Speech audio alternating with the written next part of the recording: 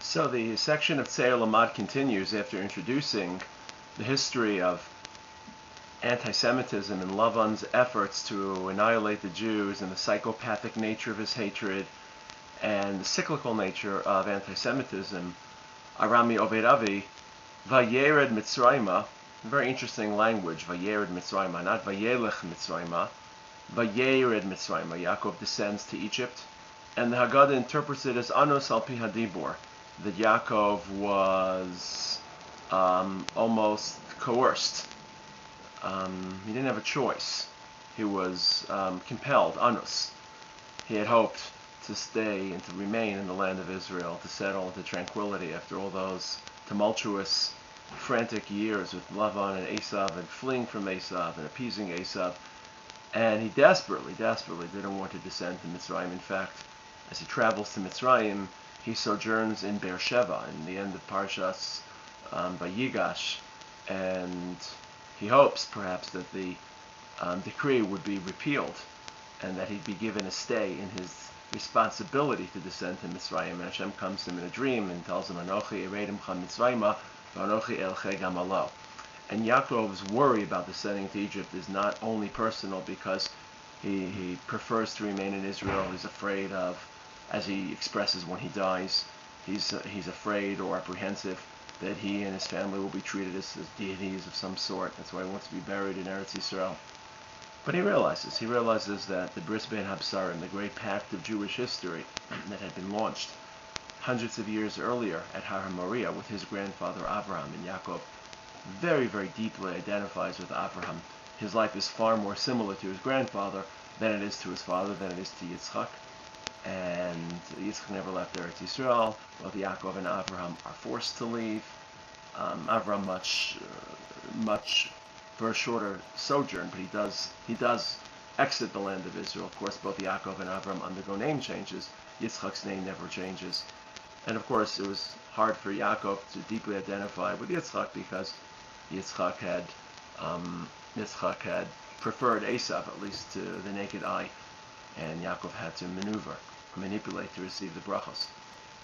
So Yaakov was very in touch with his Bris Bein Habesarim that HaKadosh Baruch Hu had established with Abraham, and he realizes that this descent into Mitzrayim is not a simple journey, and it will launch a devastating and difficult galus. Of this he's aware. His heroism consists in submitting to fate. In this case, he knew that for the Jewish history to spiral forward, the Jews would have to descend to Egypt. Their descent into Egypt is on the one hand to help display the message of monotheism. We bear that message, and Avram, Yitzchak, and Yaakov had succeeded in disseminating that message to an entire Mesopotamian crescent, to the entire cradle of civilization. Lavan had absorbed the notion of monotheism from Yaakov in his 20-year-plus stay with him in Aram Naharaim, and Avimelech was able to emulate the monotheism of Yitzchak, with whom he signed covenants, begrudging covenants, but covenants nonetheless. And the locals in Eretz Yisrael, more in the heartland, Hebron and the surrounding area, had witnessed it in Abraham. In fact, when Abraham negotiates land for Sarah's burial, the locals of Hebron comment, but there was really one culture, the culture of the day, that remained defiant and unresponsive to this great message of monotheism, and it was the culture of Paro, the culture of Mitzrayim. When Moshe first addresses Paro, he's very, very skeptical. Mi Hashem is almost ignorant. Mi Hashem asher shema b'kolo. So the Jews have to descend to Egypt to help display HaKadosh Baruch Hu's presence. They have to descend to Egypt to become a nation of compassion and of pity. Slaves who were exploited, understand the importance of social justice, understand the protection of the weak, and the protection of people's rights. It's a beautiful medrash in Pirkei Belaza that when the Jews leave Mitzrayim, they sign a covenant of chesed, to do chesed, to perform chesed for one another, on behalf of each other. It's a very sensitive moment where the Jews leave Egypt after 210 years of backbreaking slavery, and you think they'd have the right for reparations, and they do have the right for reparations, and HaKadosh Baruch Hu does allow that, but instead of looting the country, instead of taking it by force, HaKadosh Baruch Hu asks Moshe to ask the people that they should borrow it. Everyone knows they're not borrowing it with an eye towards returning it. but it's a softer, more gentler, maybe deceiving, but I don't think the Egyptians had any notion the Jews would return, but it was a solicitation rather than a demand or looting or plundering or grabbing reparations. So Vayered Mitzrayim, the word Vayered suggests that Yaakov was almost forcibly dragged to Mitzrayim. There's a Gemara in Shabbos that Yaakov should have been dragged down in chains of iron and handcuffs, but the schus of Yosef, his own schus, allowed him to descend in chariots of glory in the agalos that Yosef dispatched, that Paro dispatches to bring Yaakov down, and the great ceremony and the great acceptance. The entire country marches out to meet this father of the viceroy of Egypt. But the heroism of Yaakov to willingly submit his own fate to a larger, broader design, to a larger dynamic of Jewish history that's unfolding, the need for the Jews to descend to Egypt. And Yaakov knows that this will launch the great Galus, this will launch the great exile. Same way that Rabbi Yochanan ben Zakkai in the end of the second Beis HaMikdash was very clear to them.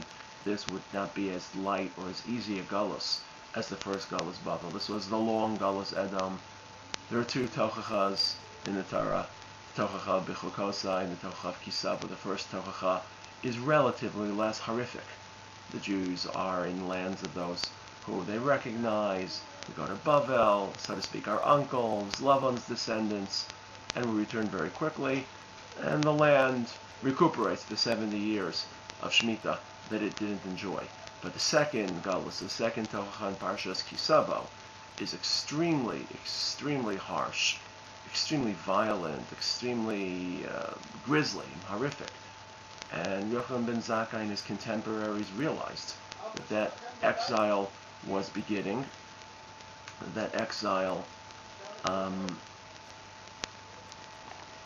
that the great Galus of Jewish history had begun when they saw the hatred, the hostility, the aggressiveness by which the Romans chased down the Asara Hurugei Malchus, Rabbi Akiva and his contemporaries. They realized it didn't happen exactly at the time that Rabbi Yochanan ben Zakkai surrendered Yerushalayim, but the sense was this would not be an easy trek through history, and they submitted. They recognized that there was a certain historical calling. A Jew has to recognize that calling, has to bear the great glory of his Judaism, special mission we possess to challenge the world morally, to draw their attention to a monotheistic, to an invisible or unknowable God. And it's not an easy message, and it's a message which meets with a lot of resistance and anti-Semitism and hatred and uneasiness. Anytime a person faces a moral challenge, that's going to cause uneasiness. And also we have a fate to pursue and a weight to bear, and submitting to that fate of Judaism, to the historical mission, to the historical role, is the great heroism of Yaakov. So after the Haggadah begins, Arami Oved Avi, and the psychopathic and cyclical nature of anti-Semitism, the struggle of Lavan, Vayered Mitzrayma, Anos Alpi Hadibor. Yaakov is forced. The word Dibor here doesn't mean HaKadosh Baruch Hu's command. The word Dibor here is taken, it's similar to a pasuk in Yirmiyah Parakeh. So Yirmiyah writes, V'hanaviyim yihiyu l'ruach, v'hadibor ein bohem, ko yaseh lehem. The word Dibor in Yirmiyah Parakeh refers to Ruach HaKodesh, to prophecy. Hashem did not actually order Yaakov to Egypt. Yaakov descended because Yosef invited him. Hashem assured him that his descent would be escorted by HaKadosh Baruch Hu. So it wasn't even HaKadosh Baruch Hu's command.